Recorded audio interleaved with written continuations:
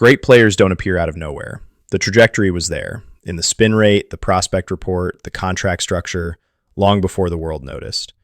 We find that trajectory every morning, pull the 3 stories that are actually moving the game, and break down what they mean before the day gets away. This is Streak Plot Baseball. Let's get into it. Here is what a 3.66 run ERA to xERA gap means in contract terms.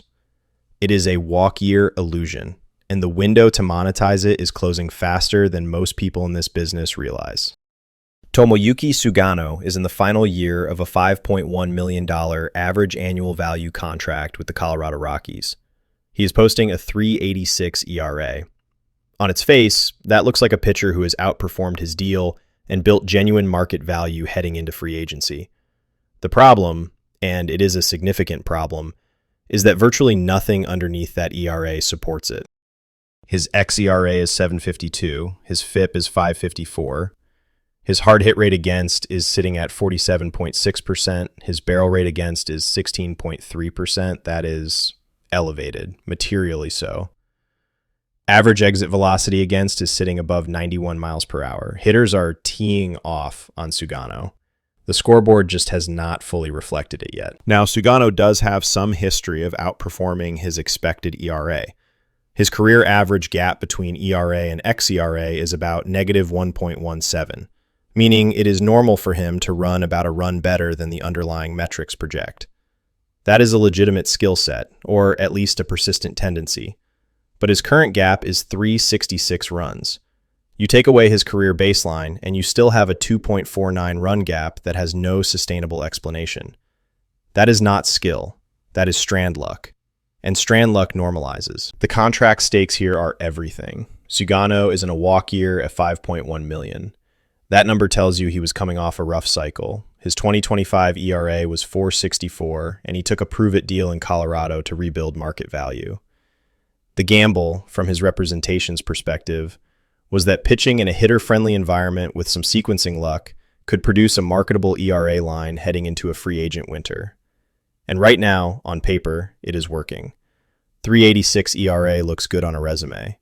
The question is whether that resume holds up through August. Let's talk about velocity, because this is where the physical story intersects the business story. Sugano is sitting 92.1 miles per hour on his fastball, down 0.6 from last season. That is not a catastrophic drop, but on a pitcher who was never a high-velocity arm to begin with, every tenth of a mile per hour matters. His chase rate is 25.3%. He is not missing bats. His strikeout rate per 9 is 4.7, and hitters who put the ball in play are hitting it hard. That is a combination that is sustainable only as long as the defense makes plays and runners strand. Neither of those is a skill Sugano controls. The sell-high calculus for the Rockies organization is straightforward. Colorado is rebuilding. They have over $100 million in luxury tax space. Sugano is not part of their competitive window. And right now, today, this week, he is the most tradable version of himself that will exist for the rest of this contract. Every start he makes going forward is a start where regression could surface. One bad stretch in late June, a few balls that find gaps instead of gloves, and the 3.86 ERA becomes a 4.60. At that point, the leverage shifts, the market shrinks, and the Rockies are holding a depreciating asset they can no longer move at full value. The buyer's perspective on Sugano is nuanced. A contending team that understands the underlying metrics will price him at his xERA, not his ERA. His fair market value right now, if you are being analytically honest, is a back-end starter worth somewhere in the $6 to $8 million range on a one-year deal, not the $12 to $15 million some teams might pay based on the ERA line alone. The gap between what Sugano's surface numbers suggest and what his metrics justify is where the trade negotiation lives. The Rockies will ask for more than they will get. A sophisticated buyer will anchor to FIP and xERA and push back hard. For Sugano's representation, the play is to move fast. Every additional start is a liability. The goal is to trigger a trade that lands him on a playoff contender before the second half, because a postseason roster spot, even as a back-end arm, is worth far more than a quiet August in Denver. More importantly, it resets the narrative heading into the offseason market. A pitcher who closed out a trade deadline deal on a contender is a different product than a pitcher who posted a 4.70 ERA in the second half after the numbers caught up. If Sugano finishes this season, somehow, implausibly, with an ERA near 4 or below, his representation can make a credible argument for a 2-year deal in the $8 to $10 million AAV range. That is the ceiling scenario, and it requires the underlying metrics to continue defying gravity for another 4 months. That is not a bet I would make. The realistic projection, if regression arrives on schedule, and the data says it will, probably by July, is that Sugano finishes with an ERA north of 4.50, and the market prices him on another 1-year prove-it structure, somewhere in the 4 to 6 million range. That is a lateral move at best, and potentially a step back from what he signed for this season. The bottom line, Sugano's contract leverage is a 3.66 run fiction that expires with every additional start. The Rockies hold the card right now, and their smart play is to trade it before July. Who benefits most from acting quickly?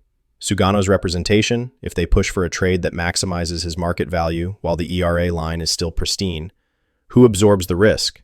Whichever team buys the surface numbers without pricing the underlying contact quality into the deal. In this market, that buyer exists. The question is whether the Rockies find them before September makes the question irrelevant.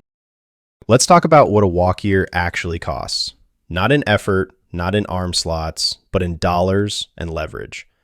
Nathan Eovaldi is in the final season of a $25 million average annual value contract with the Texas Rangers.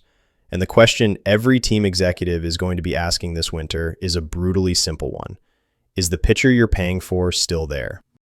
Because here is the tension. The surface read on Eovaldi right now looks passable. A 3.62 ERA, 5 quality starts. A guy eating innings on a contending ball club, sitting above 60% playoff odds in the AL West. If you stopped there, you might talk yourself into another 9-figure deal. But the business of baseball does not stop there, and neither do we. The underlying numbers tell a different story. His xERA is sitting at 4.12. That's the ERA his contact quality actually justifies. His FIP is 4.40. 10 home runs allowed already, and his home run rate per 9 innings is running at 166 this season, well above his career average of 110, which itself has been climbing steadily for years. Hard hit rate against him is sitting at 44%. Average exit velocity against is nearly 90 miles per hour. Hitters are not just making contact against Eovaldi, they are making good contact. Now layer in the velocity. He is sitting 94.6 miles per hour on his fastball. For a pitcher built on a power repertoire, that number matters. It's not alarming on its own, but it is a data point every pitching evaluator in the league is going to footnote. The deeper problem is the workload math. Eovaldi is 15 years into his MLB career. His debut was back in 2011. His career average is right around 117 innings per season, and right now he is on pace to fall significantly short of that. He's throwing about 82 pitches per start over the last 30 days, covering 28 innings in that stretch. That is a managed arm, not a workhorse arm. And for the Rangers, who have $37 million in luxury tax space and a window that is open right now, the question is whether to push him harder or protect him through October. Here is the leverage read. Eovaldi is pitching for his last big contract. He is 36 years old. Walk-year veterans at this age and this production level do not typically reset at their previous AAV. Not in this market, not with this contact profile. His ERA looks decent because his strand rate and some favorable batted ball sequencing have masked the underlying damage. But front offices have StatCast desks. They see the barrel rate. They see the xERA gap. They know the home run rate is not a fluke. It has been trending this direction for years. His 2025 ERA was 173. I want you to sit with that number for a second. 173. That is a Cy Young campaign. This year, he is at 362. That is a nearly 2-run jump year over year. And the metrics say the real number is closer to 412. The regression is already happening. It just has not fully arrived in the box score yet. So what does the contract market look like this winter if Eovaldi finishes this season roughly where the underlying numbers project? If his ERA settles closer to 425 by season's end, which is what the xERA and FIP suggest is more likely than not, and his innings total comes in around 110 or 115, He is not a $25 million pitcher on the open market. He might not be a $20 million pitcher. The realistic comp set for a 36-year-old starter with a rising home run problem and a managed workload is something in the $15 to $18 million AAV range, and that is if he stays healthy and finishes strong. The Rangers hold an interesting position here. They are contending. They want Eovaldi in the rotation through the postseason. But they also know what his second half looks like historically when innings accumulate. His durability has been a persistent question mark going back to the shoulder and elbow work he had earlier in his career. If they want to re-sign him, they have the luxury tax space to do it. But the question is whether they want to pay for this version of Eovaldi, the one the metrics are showing, or whether they are banking on the brand name. From an agent's perspective, the play here is to keep the ERA presentable, keep the injury report clean, and hope that a team in a desperate pitching market overpays on optics rather than underlying data. The Rangers could be that team. A club like Boston or the Yankees, historically aggressive on veteran starters, might also bid. But the leverage position for Eovaldi's representation has narrowed considerably from where it was a year ago. The bottom line, Eovaldi is earning $25 million this season. If the arc resolves in his favor, clean health, ERA stays below 4, he pitches into October, his next contract probably lands in the $17 to $20 million range AAV on a 2-year deal with an option. If the metrics continue to surface and the ERA catches up to the xERA before the winter market opens, that number comes down further, and the leverage shifts entirely to the teams. The walk-year window is not closed, but it is narrowing, and the data is working against him. The business story hiding inside a Francisco Lindor injury is not about Lindor's health. It is about what a 10-day IL stint does to a contract structure that is already one of the most consequential in the sport, and about what it accelerates on the back end of the roster. Let's establish the stakes. Lindor is locked into a $341 million extension through 2031. Full no-trade protection. He is the franchise anchor. So the injury itself, a strained calf, 10-day IL, does not move his contract picture in any meaningful way. The money is guaranteed, the structure is set. What it does move is everything around him. Start with the immediate roster math. When a player at Lindor's salary and roster status goes down, the Mets have two options. Promote someone with big league readiness from the upper levels, or patch it internally and absorb a production gap at short. The internal patch has a ceiling. The promotion has a cost, and that cost is service time. Let's talk about Mitch Voit, because that is where the real contract story begins. Voit is currently at the A+ level, ranked 20th in the Mets organization with a future value of 40. His tools profile is legitimate. A 55 raw power grade alongside a 45 hit tool tells you there is real upside there. But the hit tool is the limiter right now. His projected ETA is 2028. Not 2026, not 2027, 2028. So what does it mean when Lindor goes to the IL and organizational pressure builds to accelerate that timeline? It means the Mets front office has to weigh a very specific financial decision. Does this injury warrant burning service time on a prospect who is not yet ready for the major league environment? Here is the leverage math that matters. Every day a prospect is on an active major league roster counts against their service time clock. Accumulate enough days and you accelerate their arbitration eligibility and ultimately their free agency. The Mets have organizational depth ranked 7th in baseball. They have assets to protect. A premature call-up of Voit, driven by a 10-day injury to a $300+ million shortstop, could cost the organization real money years from now. A single additional year of team control on a player who develops into an above-average contributor is worth $30 to $40 million in today's market. You do not give that away lightly. Now let's look at what is actually happening at the major league level that makes this decision more complicated. Pre-injury, Lindor was not playing like a $341 million player. His WRC plus was at 83, that is below league average. He was hitting .226, 2 home runs, a WAR of 0.3 over the season's first 2 months.